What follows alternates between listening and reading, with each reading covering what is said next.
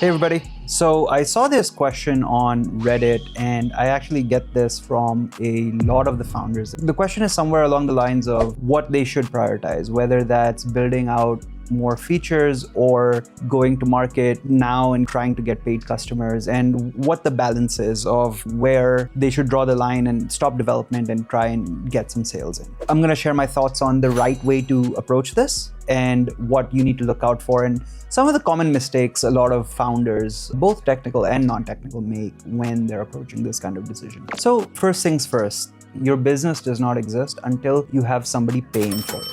So that is the fundamental truth that you have to accept as a founder, that nothing is real until you have generated revenue. There's no substitute for the validation of paying customers. Now, the question is, where should you draw the line? Where should you stop development and focus more on sales? Or until what point is it okay to ignore the sales process and focus exclusively on building? And the answer to that, it depends, right? And the question to ask is, what is the core problem that you're trying to solve? What I see a lot of founders do is err on the side of additional features. And what that means is they imagine nice to haves that they feel are important for their end users. But the question to really ask yourself is this added functionality going to move the needle? Are you going to generate additional revenue with this feature? So if you're planning on charging $10 a month for your product, will having this feature allow you to charge more? Or is it going to seriously hamper the user experience and increase churn if this feature doesn't exist? So-and-so functionality was not on your product,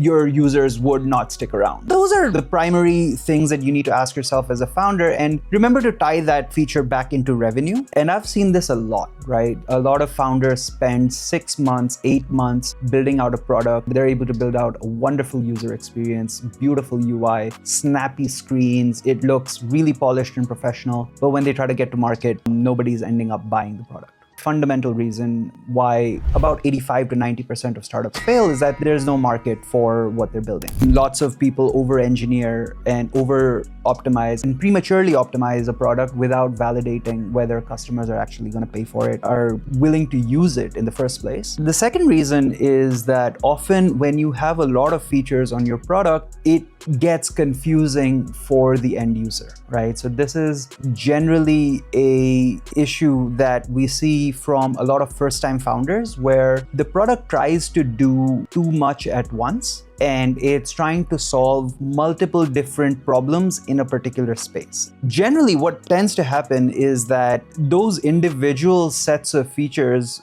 can very justifiably be their own product. Generally, you might actually be better off having 3 separate products in a suite of SaaS tools that individually solve those 3 problems. And for the end user, it is a much lower cognitive load to understand what to do with that product and how to use it. So why do founders tend to default to building instead of generating revenue? Building is safe. You can sit behind a desk and code or have developers code for you. There is no external pressure. It's generally a very comfortable space to be in. But comfort is the death of creativity, and comfort kills businesses. Sales, on the other hand, is chaotic, it's awkward, it's full of objections. Especially first-time founders tend to default to building without stepping out of their comfort zone and getting into the sales mindset. Ultimately, what building allows you to do is pretend that you're making progress without having to face the scary truth that